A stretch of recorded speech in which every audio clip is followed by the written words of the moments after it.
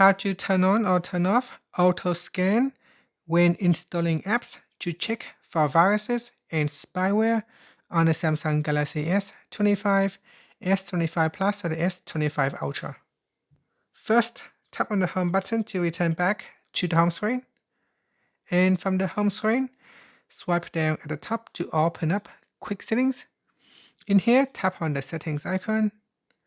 Next, we then scroll down, and in here, tap on Security and Privacy. After that, scroll down, then tap on App Security. Now from here, tap on App Protection, then tap on the More button at the top. From the pop-up, tap on App Protection Settings. Then tap on the Auto Scan when installing apps. Tap on the toggle button to turn off or switch on this feature. Now when you turn on, tap on the Turn On button at the bottom. And that's it. Finally, tap on the Home button to return back to the home screen. Thank you for watching this video. Please like and subscribe to my channel for more videos.